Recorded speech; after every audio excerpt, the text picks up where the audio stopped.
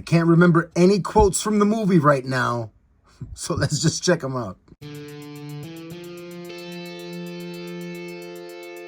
What's up, everybody? Welcome back. Mafex number 224, Black Adam. Immediate impression, wow, this dude is massive. He's like absolutely massive in the box.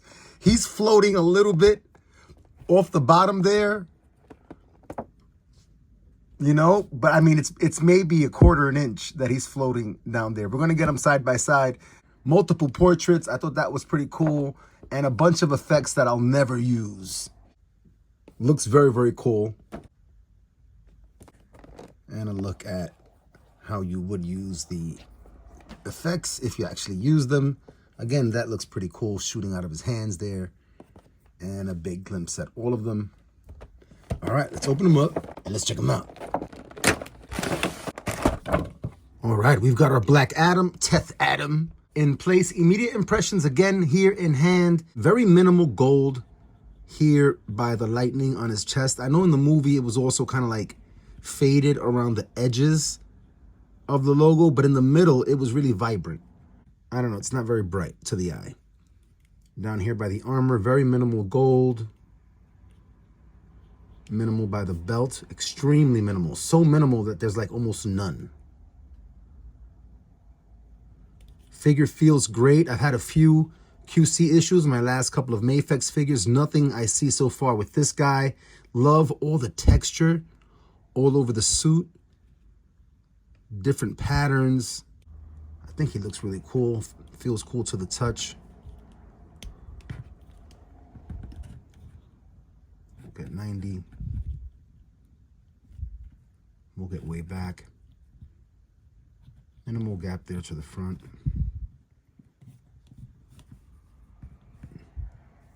We'll get that to the front. Tilt to either side is really good.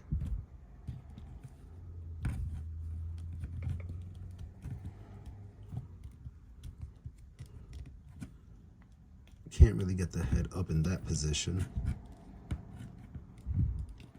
Those traps, he's got some massive traps in the back. You see that?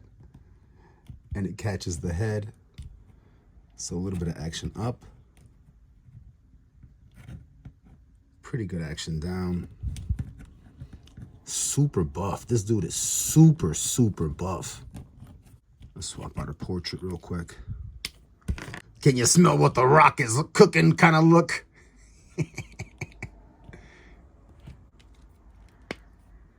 And we've got the whited out Super Saiyan Beast Mode eyes. And those eyes we're going to use to feature these effects, which have these pegs, or those ports. And then you peg the hands into those ports for the effects. So let's see which. And you fit them on just like that. Just like that. Like that. Just like that. Just like that again. They look great. I love the straight line from the shoulder to the point here. Check that out. That's a super straight line. Even though it is flexible. Love that. The hands go way back there for you to give you that position. Very, very nice. Whoops. Boom. Forward split. You do have a drop down here. Get that forward split, which is really good. Lateral split.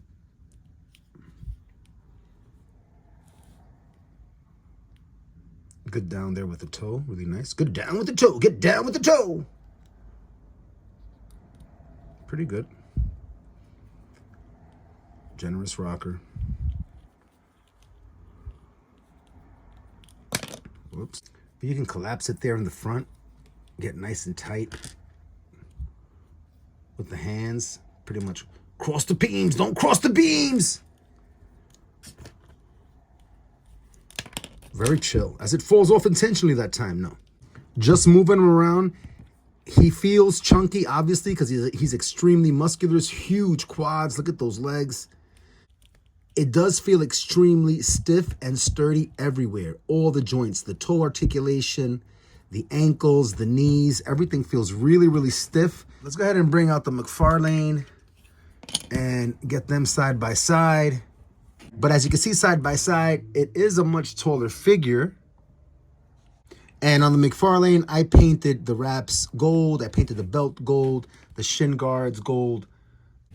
Next to another Mafex, I went with the Spidey, just to kind of give you that real sense of how big Black Adam is. And I'll also bring out a Mezco, and not quite the same Henry Cavill that he met at the end of his film, but close. And you can see that this is a big Mafex. It's a big Mafex figure. Get them back to back. Not so much back to back, but side by side, you do get the impression that. Last but not least today, we do have the cape. Some impressions here. The wire is substantial. I do like the cloth. It's not made of a material that gets caught on the spikes of your skin, so I like that. It has the wire all throughout the bottom. I'm not the biggest fan of that because then cloth doesn't fall naturally. It falls according to the stiffness and tension created by however you have the wire.